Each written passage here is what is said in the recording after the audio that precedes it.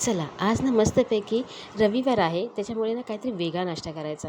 त्याच्या विचारामध्ये मी आदल्या दिवशीच ना 2 वाट्या रेशनचे तांदूळ घेतलेले. त्यामध्ये ना 4 चमचे उडदाची डाळ, 2 चमचे चण्याची डाळ, थोडीशी मेथी घालून डाळ आणि तांदूळ चांगले स्वच्छ धुवून घेतले. रात्रभर भिजायला ठेवले. सकाळी दुसऱ्या दिवशी मी पाणी थोडं कमी केलं आणि सगळं डाळ तांदूळ मी वाटून घेतलेले आहेत.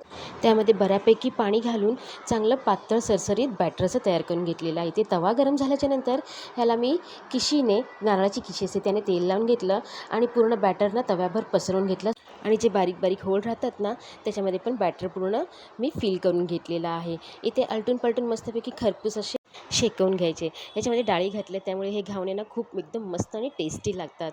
तर मी अगोदर पण दाखवलेले आहेत घावणे, पण प्लेन दाखवलेले आहेत. त्याच्यामध्ये मी डाळी वापरल्या आहेत म्हणून मी काहीतरी वेगळा प्रकार आहे म्हणून मी ही रेसिपी तुम्हाला दाखवलेली आहे. जर ही रेसिपी तुम्हाला आवडली असेल तर लाईक, शेअर, सबस्क्राईब करा आणि कमेंट करून सांगा की आजचा नाश्ता तुम्ही काय बनवलात.